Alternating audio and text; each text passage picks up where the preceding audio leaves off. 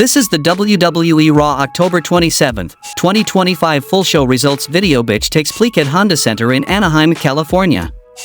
Jey Uso opened Raw to a loud ovation, declaring that despite everyone, Roman, Jimmy, and others, being in his ear, he doesn't care what they think. He's focused on one thing, becoming the new world champion on Saturday. CM Punk interrupted, playfully mocking Jey's entrance before turning serious. Punk acknowledged their friendship but reminded Jey that friendship won't matter when they face off.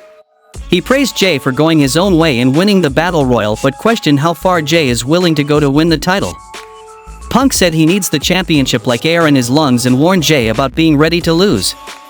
Jey fired back, saying he's been in deep waters before and can swim, rejecting Punk's attempt to make him the villain. Jey promised to prove on Saturday who truly is the best in the world. Dominic Mysterio complains to Judgment Day about Adam Pearce's vendetta and his upcoming match against Penta or Rusev. Finn Balor says they'll focus on reclaiming the tag titles. Dominic calls for help, while Raquel Rodriguez assures Roxanne Perez they'll handle things. Then we saw a match between Rusev vs Penta for the WWE Intercontinental Championship #1 contendership. Penta and Rusev battled in a hard-hitting match for the #1 contender spot. Penta started strong with fast-paced offense, including a springboard DDT and a flip dive. Rusev regained control with power moves, sending Penta into the steps, ring post, and hitting a crushing clothesline on the floor. Back in the ring, Rusev dominated with kicks, elbows, and a chinlock, even attempting to remove Penta's mask. Penta fought back with multiple kicks, a hesitation kick, and a near fall after the Penta driver.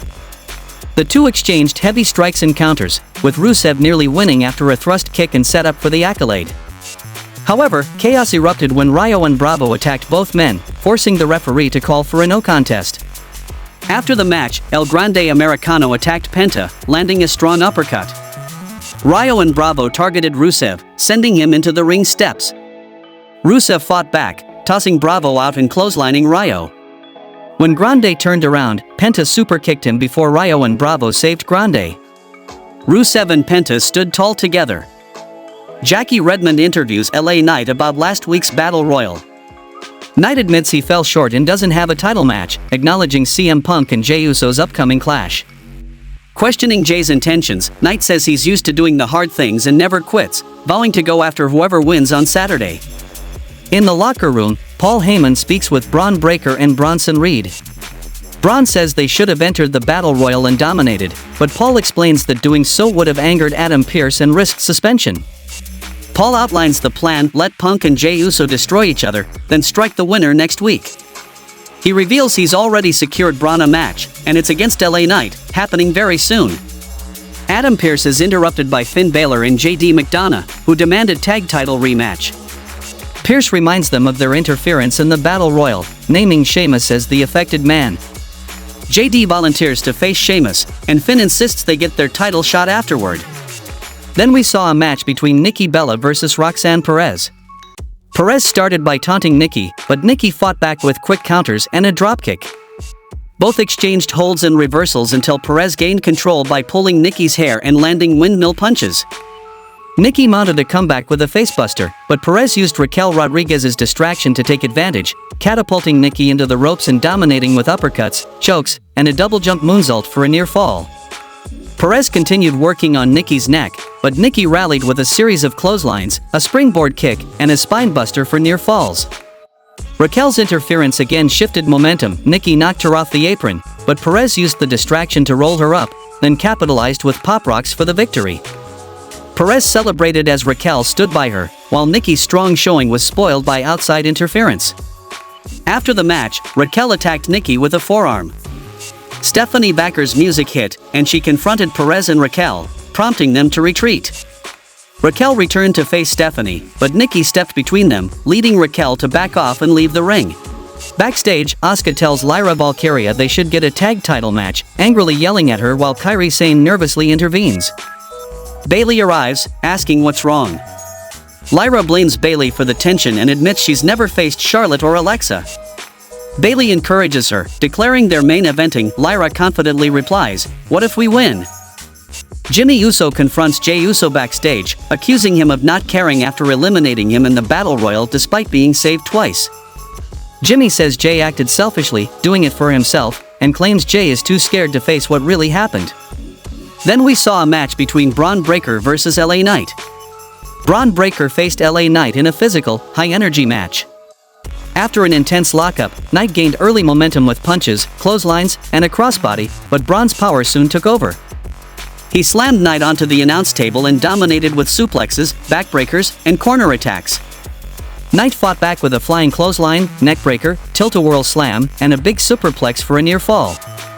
As Knight set up for the BFT, interference from Bronson Reed and Paul Heyman shifted momentum. Knight fought them off, sending Reed down and smashing Bron into the announce desk, but Heyman's distraction gave Bron the opening to recover. When Knight attempted his catchphrase elbow, Bron charged back with a devastating spear, securing the pinfall victory in a hard-fought, back-and-forth battle. Backstage, Adam Pearce spots Dominic Mysterio fist-bumping Los Americanos. When questioned, Dominic denies any alliance with them. Pearce responds by announcing that Dominic will defend his Intercontinental Championship in a triple threat match against both Penta and Rusev at Saturday night's main event. Backstage, Jey Uso confronts Jimmy after hearing his earlier comments. Jey reminds him they're brothers and questions why Jimmy would suggest betrayal before his biggest match. Jey asks if Jimmy understands him, and after some tension, Jimmy quietly replies that he does. Then we saw a match between J.D. McDonough versus Sheamus. J.D. McDonough faced Sheamus with Finn Balor at ringside.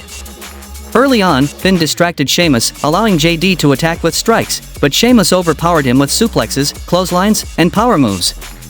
Outside the ring, Finn's interference helped J.D. target Sheamus' leg, weakening it with kicks, a dragon screw, and submissions.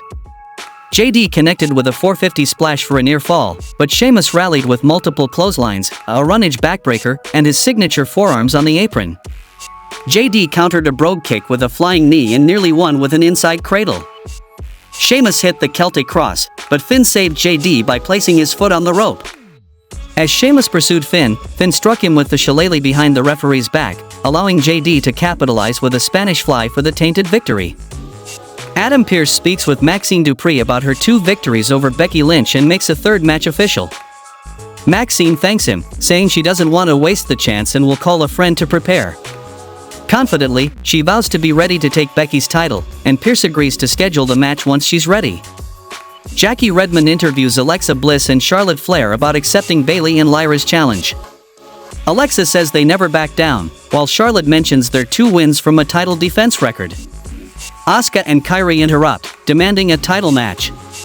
Charlotte accepts respectfully, but Asuka warns they're not ready for her before storming off. Byron Saxton interviews Nikki Bella and Stephanie Baker about Raquel Rodriguez and Roxanne Perez. Nikki condemns their recent actions, saying they deserve to be beaten. Stephanie confidently adds that they'll be ready to face Raquel and Roxanne next week. Adam Pearce meets with AJ Styles and Dragon Lee, where AJ announces 2026 will be his final year and issues an open challenge for their tag titles. J.D. McDonough and Finn Balor interrupt seeking a rematch, but Pearce notes they're cheating. Dragon Lee accepts confidently, and Pearce makes the match official for next week. In the main event of the show, we saw a match between Charlotte Flair and Alexa Bliss versus Bayley and Lyra Valkyria for the WWE Women's Tag Team Championship. The match begins with Alexa Bliss and Bayley exchanging quick offense before Charlotte Flair and Lyra tag in, showcasing technical counters and athletic exchanges. Lyra gains control with kicks and submissions, but Flair rallies with chops, suplexes, and a moonsault. Bayley and Lyra work together to isolate Alexa, nearly winning after a double-team move. Flair's hot tag turns the tide as she dominates both opponents. The match escalates with near falls, reversals, and high-impact moves, including Alexa's Twisted Bliss and Flair's Natural Selection. Ultimately, Flair and Bliss secure victory, retaining their titles after an intense, back-and-forth tag team battle. After the match, Asuka and Kairi Sane ambush Flair and Bliss. Sane hits an insane elbow on Flair before Bayley rushes in to help Valkyria, forcing Asuka and Sane to retreat, and the show goes off the air. How would you rate this week's Monday Night Raw? Tell me in the comments, and thanks for watching the video.